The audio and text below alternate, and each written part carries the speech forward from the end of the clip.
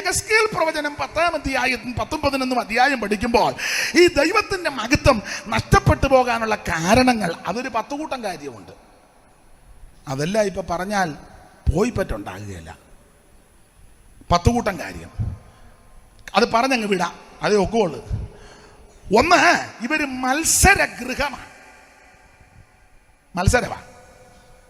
ഇപ്പൊ ആത്മീക ലോകത്തും എല്ലാം മത്സരമല്ലേ? ഈ മത്സരമുള്ളിടത്ത് ദൈവമഹത്വം വെളിപ്പെടുകയല്ല. സെക്രട്ടറിയും ട്രഷററും മത്സരം, കമ്മിറ്റിയും കൈകാരും മത്സരം, സഭയ്ക്കകത്ത് പാനല് മത്സരം.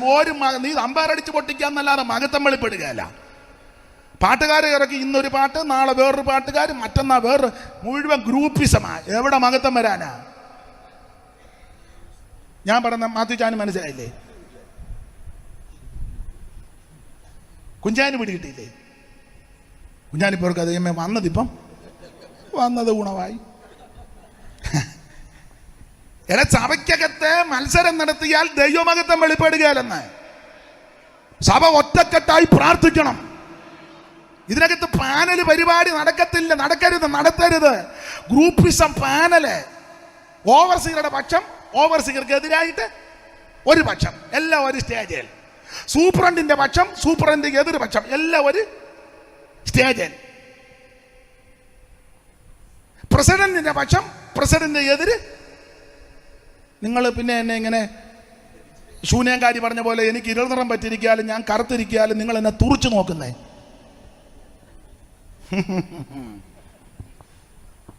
സ്തോത്രം. മത്സരമല്ലേ? സെക്രട്ടറി ആകാൻ, ട്രഷറർ ആകാൻ, പ്രസിഡന്റ് ആകാൻ, കമ്മിറ്റി കയറാൻ, കൈക്കാരനാകാൻ. മിക്ക സഭകളും എടുത്ത് മിക്ക ഇടങ്ങളും മത്സരമുള്ളിടത്ത് ദൈവമഹത്വം വെളിപ്പെടുകയല്ല, വിട്ടുപോകും. എന്നാൽ മത്സരബുദ്ധിയില്ലാതെ ഏകാത്മാവിൽ നിറഞ്ഞ്, ഏക സ്നേഹം പൂകൊണ്ട്, ആത്മാവിൽ നിറഞ്ഞ് ഒറ്റക്കെട്ടായി പ്രാർത്ഥിക്കുന്ന സഭയ്ക്കകത്തും ഭവനത്തിനകത്തും ദേശത്തും ദൈവത്തിന്റെ മഹത്വം വെളിപ്പെടും. മത്സരികൾ വരേണ്ട ദേശത്ത് മാർക്ക് വന്ന മാത്രമല്ല, മത്സരം ആഭിചാരദോഷം പോലെ. ചില പറയുന്നുണ്ട്, പാസ്റ്റർ ഈ സഭയ്ക്കെതിരെ ഭയങ്കര ആഭിചാര ശക്തികളാണ്. 3 തള്ളയും 2 യാത്ര വിടാത്തപ്പനും എന്നാ ആഭിചാരം വിചാന ചെയ്തിട്ടും വലിയ കാര്യമൊന്നുമില്ല. ഇത് ആഭിചാരമല്ല. ഈ 3, 2, 5 അങ്ങോട്ടും ഇങ്ങോട്ടും കൊമ്പ. അത് മത്സരം ആഭിചാരദോഷം പോലെ.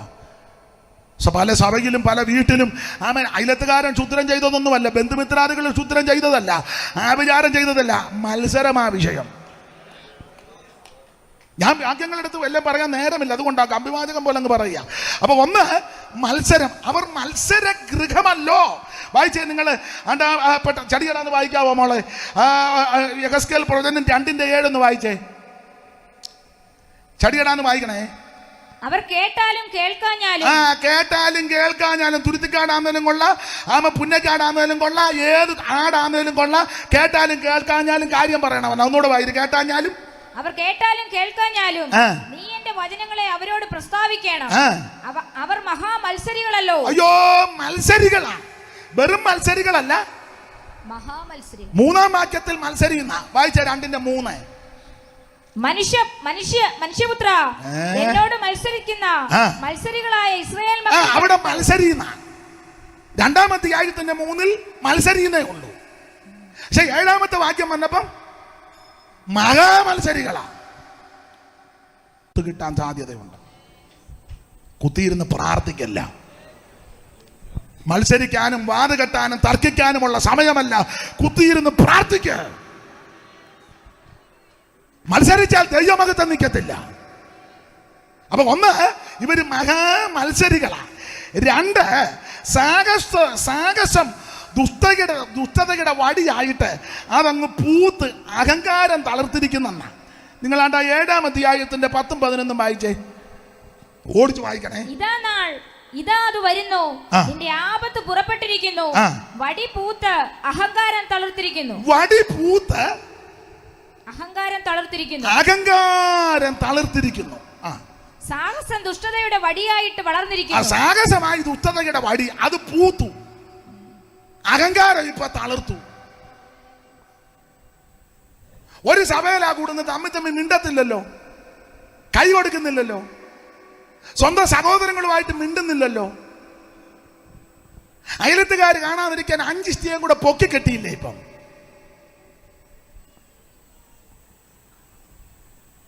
എന്നിട്ട് കുത്തിയിരുന്ന് പാടുക, ആയിരങ്ങൾ പതിനായിരങ്ങൾ ഇതാ. അപ്പുറത്തുകാർ ഒരു കാരണശാലും കാണാതിരിക്കാൻ 5 ഇഷ്ടിക.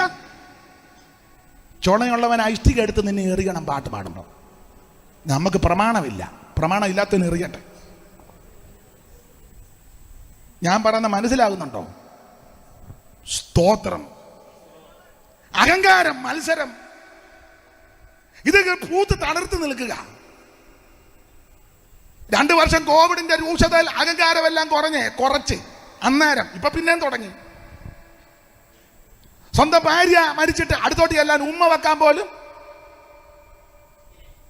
പടഞ്ഞു മരിക്കുക, ദൂരെ നിന്ന് കാണുക. ദൈവം പഠിപ്പിച്ചില്ലേ? നീ ജനിപ്പിച്ച് വളർത്തി പഠിപ്പിച്ച സ്വന്തം കുഞ്ഞ് പടഞ്ഞു മരിക്കുക, ശ്വാസം കിട്ടാതെ കണ്ടോണ്ട് ദൂരെ നിൽക്കുകയല്ലേ. എന്നിട്ട് അഹങ്കാരത്തിന് കുറവൊന്നും വരുന്നില്ലല്ലോ.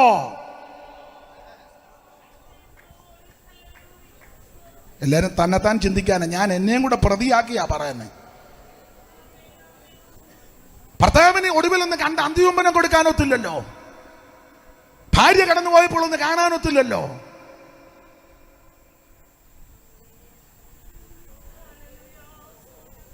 ഞാൻ എന്നെയും കൂടെ പ്രതിയാക്കിയ നമ്മുടെ അഹങ്കാരവും നെകളവും ഒക്കെ നിർത്ത്.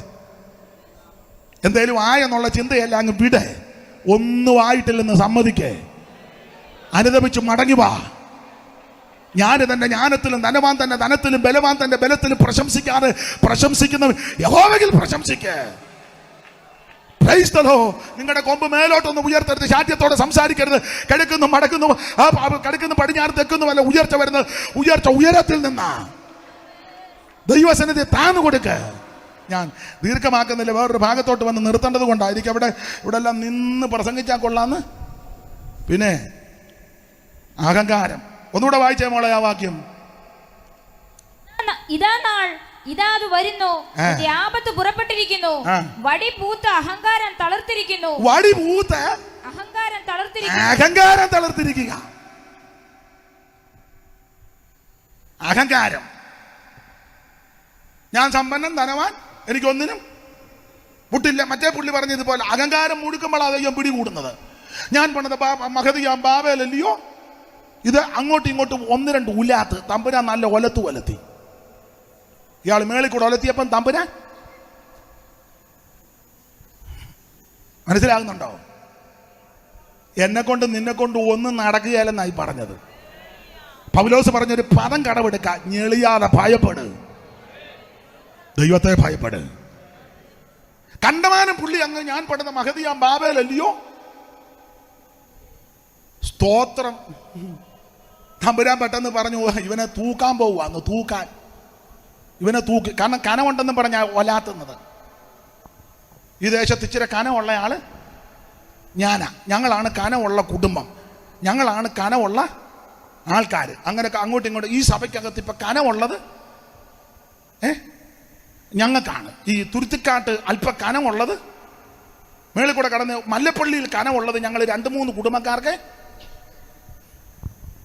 അങ്ങനെ ഒലാത്തിക്കൊണ്ടിരുന്നപ്പോ തമ്പുരാൻ പറഞ്ഞു, ഒലാത്തുന്ന ഇവനെ ഇന്ന് രാത്രി ഞാൻ തൂക്കും. ഇന്ന് രാത്രി തൂക്കും. എൻ്റെ ഭാവന തമ്പുരാൻ പറഞ്ഞു, ഈ ദൈവത്തിന്റെ സഭ ഇടയ്ക്കിടയ്ക്ക് കൂടും. ഉൽപ്പത്തി കൂടിയല്ലോ. ഇവിടെ നമ്മൾ ഇങ്ങനെ പോയാൽ അവന്മാർ പണി അങ്ങ് മേളിൽ നമുക്ക് ഇറങ്ങി ചെല്ലാന്ന് പറഞ്ഞു. അങ്ങനെയൊക്കെ കൂടും. ആകാവ് പട്ടുപോകാൻ ചോദിച്ചു, സഭ കൂടി വെച്ച് പറഞ്ഞില്ലേ അവനെ വശീകരിക്കാൻ ആരാടേ പോകുന്നെന്ന് ചോദിച്ചു. അങ്ങനെ ഇടയ്ക്കിടയ്ക്ക് അവിടെ കൂടും. ഇയ്യോബിന്റെ വിഷയം വന്നപ്പോൾ ഒന്ന് കൂടിയോ ചോദിച്ചില്ലേ, നീ എവിടെ നിന്ന് വരുന്നെന്ന് ചോദിച്ചു. ഇതൊക്കെ അവിടെ കൂടുന്നതാണ് എന്ന് പറഞ്ഞ പോലെ സഭ കൂടിയപ്പോൾ തമ്പുരാൻ പറഞ്ഞു, ഈ കനമുണ്ടെന്നും പറഞ്ഞ്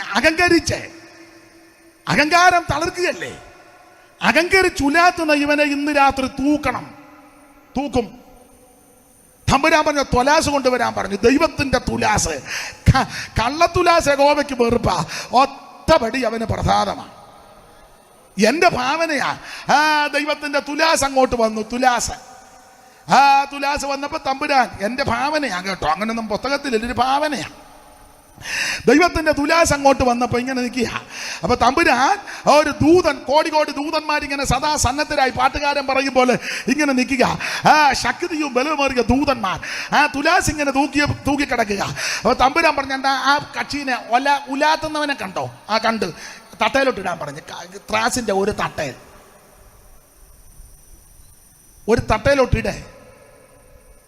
അപ്പോ ദൂതൻ അങ്ങോട്ട് ചെന്ന്, എന്റെ ഭാവനയാ, ആ ചെറിയ പുള്ളിയല്ല ഉലാത്തുന്നത്, തിരുമേനി, വലിയ തിരുമേനി, ചക്രവർത്തി, ഒന്നുകൂടെ പറഞ്ഞ സാമ്രാട്ട്. തമ്പുരാൻ പറഞ്ഞു, സാമ്രാട്ടാന്നോ? ഞാൻ ആട്ടാൻ പോവുക, ആട്ടും. ദൂതൻ അങ്ങോട്ട് ചെന്ന് സാമ്രാട്ടിനെ പിടിച്ച് ദൈവത്തിന്റെ തുലാസിലോട്ട് ഇട്ടപ്പോ ആ സാമ്രാട്ട് കിടന്ന തുലാസിന്റെ ആ തട്ട് അല്പം താന്നു. കനമുള്ള ആളാ കിടക്കുന്നത്, താന്നു. എൻ്റെ ഭാവനയാ. തമ്പുരാൻ ഒരു ദൂതനോട് പറഞ്ഞു, എന്നാ ഗബ്രിയേലെ അല്ലെങ്കിൽ മീഖായേലെ അല്ലെ അദ്രിയേലെ ഊറിയേലെ ഊരിയേലെ ഇങ്ങേ തട്ടിലോട്ട് കട്ടിയിടാൻ പറഞ്ഞു. അപ്പൊ അങ്ങേ തട്ടി സാമ്രാട്ട് വന്ന് കിടക്കുക. തമ്പുരാൻ, എടാ നീ വഴക്കുണ്ടാക്കുന്നവനോട്, എടാ തൂക്കാൻ പോവുക, ഇങ്ങോട്ട് നോക്ക്. അപ്പൊ സാമ്രാട്ട് ഇങ്ങനെ തട്ടിക്കിടന്ന് ഇങ്ങനെ ആടുക. തമ്പുരാൻ ദൂതനോട് പറഞ്ഞു, അങ്ങേ തട്ടയിലോട്ട് കട്ടിയിടാൻ പറഞ്ഞു. അപ്പൊ ഒരു ദൂതനെ, എൻ്റെ ഭാവന ഓടി ചെന്ന് ഒരു 500 കിലോയുടെ കട്ടി പോക്കാൻ. തമ്പുരാൻ പറഞ്ഞു, അത്ര ഒന്നും കനവില്ലെന്ന് പറഞ്ഞു. നിനക്കാ തോന്നുന്നത് ഇയാൾക്ക് 500 ഉണ്ടെന്ന്, അത്ര ഇല്ല. അപ്പം വേറൊരു ദൂതൻ തന്നെ, എൻ്റെ ഭാവനയാ, പകുതി 250. തമ്പുരാൻ പറഞ്ഞ അത്ര ഒന്നും വേണ്ട. ഉടനെ വേറൊരു ദൂതൻ ചെന്ന് 100ന്റെ കട്ടി കിൻഡല്. തമ്പുരാൻ പറഞ്ഞ അത്ര ഒന്നും വേണ്ട. അപ്പൊ വേറൊരു ദൂതൻ ചെന്ന് 50 കിലോയുടെ ഒരു കട്ടി. തമ്പുരാൻ പറഞ്ഞ അത്രയും കനവൊന്നും ഇല്ലടേ. വേറൊരു ദൂതൻ ചെന്ന് 25 കിലോ. ഒരു ദൂതൻ ചെന്ന് 10 കിലോ. അപ്പുറക്കാൻ പണ്ട് മധ്യസ്ഥത അണച്ചതുപോലെ 10 കിലോ വേണ്ട, അത്രയും കനവില്ല. വേറെ ദൂതൻ 5 കിലോ. ദൂതന്മാർ ഇഷ്ടം പോലെ നിൽക്കുക. 5 കിലോയുടെ കട്ടി, 2 കിലോ, 1 കിലോയുടെ ഇല്ലടേ. എന്നാ 1/2 കിലോയുടെ, അതൊന്നും വേണ്ട. എന്നാ 100 ഗ്രാം, 50 ഗ്രാമിന്റെ കട്ടി, ഇവിടെ അത്രയും കനവൊന്നുമില്ല. എൻ്റെ ഭാവനയാ, സ്വർണം തൂക്കുന്നത് പോലെ മില്ലിഗ്രാമിൻ്റെ കട്ടിയെടുത്ത് ഇപ്പുറത്തെ തട്ടയിലിട്ടപ്പോൾ ദൈവത്തിൻ്റെ ആ ചെറിയ മില്ലിഗ്രാം വീണ തട്ട് താന്നു. സാമ്രാട്ടിൻ്റെ തട്ട് കനവുണ്ടെന്നും പറഞ്ഞ കടന്ന് ഉലാത്തിയത്. മില്ലിഗ്രാമിൻ്റെ കട്ടി ഇങ്ങനെ തട്ടയിലിട്ടപ്പോൾ അതാ താന്നത്. സാമ്രാട്ടാണ്ട് പൊങ്ങിക്കിടക്കുന്നു.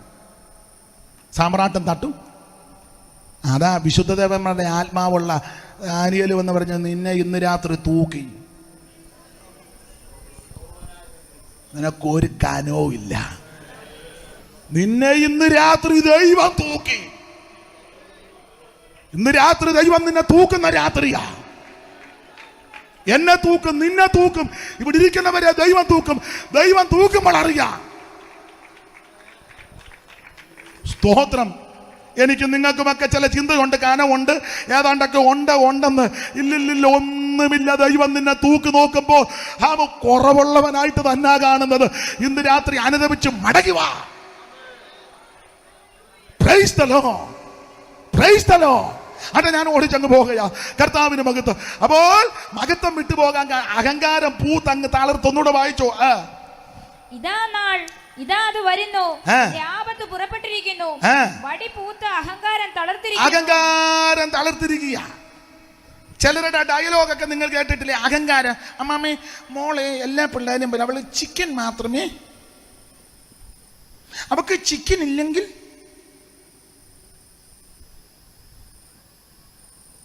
അഹങ്കാരമാണ്. മോനെ, അവന് മുള്ളില്ലാത്ത മീൻ വേണം. വേറെ അവൻ ചൂട കൂട്ടുപോ, അയ്യോ നോ. മത്തിപ്പീര, അവന് അതിന്റെ സ്മെല്ല് ഇഷ്ടമല്ല. പട്ടിണി കിടന്ന് കൂറ കുത്തുമ്പോ നീ കുട്ടൻ കുറിച്ച് തിന്നും. കുട്ടൻ പഴയ കുട്ടൻ. അയ്യോ, പിന്നെ വലിയ തല, മുടുത്ത തല അടുപ്പിലിട്ട് ചുട്ട് അങ്ങോട്ടും ഇങ്ങോട്ടും തല്ലി ചാരം കളഞ്ഞു വെച്ച് മകാന്ന് കഴിച്ചത്. എടാ നിന്റെ അഹങ്കാരമെല്ലാം തീർത്തേച്ചേ. സ്തോത്രം. ഇന്ന് രാത്രി ദൈവസന്നിധി ഞാനും നിങ്ങളും അനുഭവിക്ക്. നമ്മളെ കൊണ്ട് ഒന്നും നടക്കത്തില്ല. വല്ലതുമുണ്ടെങ്കിൽ ദൈവസന്നിധിയിൽ ഏൽപ്പിച്ചു കൊടുക്ക. ഒന്നും നടക്കുകയല്ല. ബലവാൻ തന്റെ ബലത്തിൽ പ്രശംസിക്കരുത്. സ്തോത്രം സ്തോത്രം സ്തോത്രം. ദമ്പോട്ട് വാണീടും ധനാഢ്യർ സാധുക്കളായോരും ദമ്പോട്ട് വാണീടും ധനാഢ്യർ സാധുക്കളായോരും ഓ എല്ലാരും അഞ്ചേ ഒരുപോലെ ലോക എല്ലാരും അഞ്ചേ ഒരുപോലെ ലോക ഇല്ലാതെ വെടിഞ്ഞിടും. നീയതു മറക്കാതെ ഓ ആനന്ദമേറും നിൻ ജീവ മറയും മിഴൽ പോലെ നീയതു മറക്കാതെ ആനന്ദമേറും നിൻ ജീവകാലം മറയും മിഴൽ പോലെ നീയതു മറക്കാതെ പ്രാണൻ പോതും മുൻ ആത്മാവിൽ രക്ഷയെ നേടിയിട നിൻ പ്രാണൻ പോതും മുൻ ആത്മാവിൽ രക്ഷയെ നേടിയിട ശ്രീയേശു പാതെ വരുമോ നീ വേഗം ശ്രീയേശു പാതെ വരുമോ നീ വേഗം കാലം നീ കളയാതെ നീയതു മറക്കാതെ ഓ ശ്രീയേശു പാതെ വരുമോ നീ വേഗം ശ്രീയേശു പാതെ വരുമോ നീ വേഗം ഓ ശ്രീയേശു പാതെ വരുമോ നീ വേഗം കാലം കളയാതെ നീയതു മറക്കാതെ ശ്രീയേശു പാതെ വരുമോ നീ വേഗം ശ്രീയേശു പാതെ വരുമോ നീ വേഗം കാലം നീ കളയാതെ നീയതു മറക്കാതെ കരമുയർത്തി ദൈവത്തെ സ്തുതിക്ക്. അഹങ്കരിക്കരുത്, നെകളിക്കരുത്. നമ്മളെ കൊണ്ടൊന്നും നടക്കത്തില്ലെന്ന്. ചിലരൊക്കെ സഭയൊന്നും ഞാൻ ആരാണെന്ന്. എടാ നിന്റെ വയറ്റിൽ കിടക്കുന്ന കൊക്കോ പുഴു അല്ലെ വര, നിന്റെ പണ്ടിവയറിനകത്ത് കിടക്കുന്ന പീത്തവര, ഇങ്ങനൊന്ന് ഞൊടിച്ചാ മതി. എന്നാ പറ്റി ബേക്കുട്ടി? മിണ്ടാമേലേ? കഴിഞ്ഞ ആഴ്ച കമ്മിറ്റി നന്നായിട്ട് മിണ്ടിയായിരുന്നല്ലോ. ഇന്ന് ഏതാണ്ട് മിണ്ടുവെന്ന് പറഞ്ഞായിരുന്നല്ലോ. മിണ്ടാമേല. എന്നെ കൊണ്ടൊരു ചുക്കും പുണ്ണാക്കം നടക്കുകയില്ല. ഞെളിയാതെ ഭയപ്പെട്. ദൈവത്തെ ഭയപ്പെട്. ദൈവത്തെ ഭയപ്പെട്. അനുദപിച്ച് മടങ്ങി വാ. അപ്പുറത്തുകാരുമായിട്ട് വഴക്കുണ്ടാക്കിയമ്മ കുഞ്ഞന്നാമ്മ നൈറ്റി ഇങ്ങനെ എടുത്തു കുത്തിയ പണ്ട് കുഞ്ഞാപ്പിച്ചാൻ പറഞ്ഞ പോലെ ജീവശാസ്ത്രപരമായി സംസാരിച്ചത്. ജീവശാസ്ത്രപരമായി മനസ്സിലായില്ല. അയ്യോ ബയോളജിക്കലായിട്ടാ കുഞ്ഞന്നാമ്മ. പിന്നെ അവയവങ്ങളെല്ലാം അങ്ങ് വിളിച്ച് പറയുക. എടുത്തിങ്ങനെ കുത്തി. അവസാനം ആ കുഞ്ഞന്നാമ്മ അങ്ങേയറ്റം പറ്റി കുഞ്ഞന്നാമ്മ മെഡിക്കൽ കോളേജിൻ്റെ അതിലെ കൂടെ തള്ളിക്കൊണ്ട് പോകുന്നതും കണ്ടതാ. ഇപ്പൊ എന്നെ എടുത്തു കുത്താത്തെ. നിന്നെ കൊണ്ടൊന്നും നടക്കത്തില്ല തങ്കേ. ഞെളിയാതെ ദൈവത്തെ ഭയപ്പെട്. യഹോവയെ ഭയപ്പെട്ട് അവന്റെ വഴികളിൽ നടക്കുന്ന അവൻ മനുഷ്യനാ ഭാഗ്യവാൻ. ദൈവത്തെ ഭയപ്പെട്. അവൻ കോപിച്ചിട്ട് വഴിയിൽ വെച്ച് നശിച്ചു പോകാതിരിക്കാൻ ഇന്ന് രാത്രി പുത്രനെ ചുംബിക്ക്. അഹങ്കരിക്കാറ്. ദൈവത്തെ ഭയപ്പെട്. 10 കൂട്ടം കാര്യം അതെല്ലാം പറയാൻ നേരമില്ല. പറഞ്ഞാൽ കൊള്ളാമെന്നുണ്ട്. ഒരു കാര്യം ഇവിടെ പറയാം. 3 ആഭരണപ്രമം എത്ര കിട്ടിയിട്ടു അങ്ങോട്ട് ഇവിടെ കിടിച്ചിട്ടു. അന്നേരം ആരാണ്ട് പറഞ്ഞു, സൂസനെ ഇതിൻ്റെ മേളിൽ ഒന്നുകൂടെ കിടിച്ചാൽ കുറച്ചുകൂടെ. ഉടനെ അതിനെ ഏൽപ്പിച്ചു കൊടുത്ത് മറ്റവൻ കുത്തി. അന്നേരം ആരോട് പറഞ്ഞു, സിസിലി ഇതിൻ്റെ മേളിൽ ഒന്നുകൂടെ കിഴിച്ചാൽ.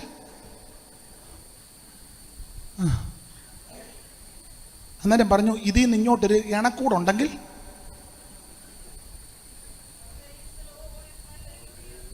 എൻ്റെ മോളി നീ കുത്തെല്ലാം കുത്തി. ആഭരണഭ്രമം പുസ്തകം പഠിപ്പിച്ചതേ. ഒടുവിൽ ഇത് മലം പോലെ തോന്നും. വായിച്ചേ മോളെ, വായിച്ചേ. വായിച്ചോ.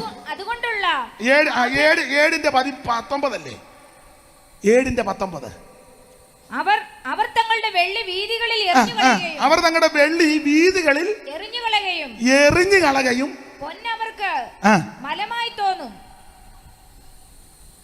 സ്തോത്രം. വായിച്ചോ. അവരുടെ വെള്ളിക്കും പൊന്നിനും യഹോവയുടെ കോപ ദിവസത്തിൽ അവരെ വിടിവിപ്പാൻ കഴിയുകയില്ല. അതിനാൽ അവരുടെ വിശപ്പടങ്ങുകയുമില്ല. അതല്ല അകൃത്യഹേതുവാണ് അടുത്ത വാക്യം. അവരുടെ വയറ് നിറകയും ഇല്ല. അത് അവർക്ക് അകൃത്യഹേതുവായി. എല്ലാം അകൃത്യഹേതുവാ. നിന്റെ വെള്ളിയും നിന്നെ രക്ഷിക്കത്തില്ല, പൊന്നും നിന്നെ രക്ഷിക്കത്തില്ല, നിന്റെ കാശും നിന്നെ രക്ഷിക്കത്തില്ല, നിന്റെ കുടുംബശ്രേഷ്ഠത നിന്നെ രക്ഷിക്കത്തില്ല, നിന്റെ പാരമ്പര്യം നിന്നെ രക്ഷിക്കത്തില്ല, നിന്റെ കായബലം നിന്നെ രക്ഷിക്കത്തില്ല, നിന്റെ വിദ്യാഭ്യാസം നല്ലതാ പക്ഷേ രക്ഷിക്കത്തില്ല, നിന്റെ ശരീരത്തിന്റെ ആകൃതിയും അഴകും രക്ഷിക്കത്തില്ല. രക്ഷിക്കാൻ കഴിവുള്ള ഒരുവനേ ഉള്ളൂ, യേശുക്രിസ്തു. മറ്റൊരുത്തനിലും രക്ഷയില്ല. യേശുക്രിസ്തു മാത്രമേ രക്ഷകൻ. അതുകൊണ്ട് അതെല്ലാം അങ്ങ് കള, വേണ്ടാന്നങ്ങ് വെക്കേ. ഞങ്ങളുടെ കുടകത്തിലെ വാവിച്ചനെ മോളെ കഞ്ഞി വെക്കണമെന്ന് പറഞ്ഞ് കാശൊന്നും കൊടുക്കുകയല്ല എന്നും ഇതാ തോടില്. പിന്നെ അമ്മയും മോളും ഇവിടെ എങ്ങനെയൊക്കെ കഞ്ഞി വെച്ച് ഉച്ചയ്ക്ക് ഉഴവ് കഴിഞ്ഞ് വരുമ്പോൾ പുള്ളിക്ക് കൊടുക്കുവന്ന. ഒരു ദിവസം രാവിലെ പറഞ്ഞു, അപ്പച്ച കാശ് തന്നേച്ച് പോകണം, കഞ്ഞി വെക്കാൻ അവരോടെല്ലാം അരി കടം മേടിച്ച് ഇനി അവരാരും തരത്തില്ല. പുള്ളി കൊടുത്തില്ല, പുള്ളിക്ക് മാറ്റി സടിക്കുന്നതാ. പുള്ളി അങ്ങ് പോയി. നീ എങ്ങനെയാലും വെക്കാൻ കഞ്ഞിയെ എങ്ങനെയാലും വെക്കടി. പുള്ളി അങ്ങ് ജോലിക്ക് പോയി തിരിച്ച് ഉച്ചയായപ്പം വന്ന്. സാധാരണ വന്ന ഉടനെ ഡെസ്കും ബെഞ്ചും തിണ്ണയിലിട്ടിട്ടുണ്ട്, കയറിയിരിക്കും, കൈ കഴുകിയ. അപ്പം അമ്മാമ്മയും മോളും കൂടെ ഭക്ഷണം കൊണ്ട് കൊടുക്കും. പതിവ് പോലെ വന്ന് പിന്നെ ഇരുന്ന് എന്ന് ചോദിച്ചു, മോളെ എന്തോ കഞ്ഞി വെച്ചില്ലയോടി? അകത്തിന്ന് വെച്ചാ. എങ്ങനെ വെച്ചു?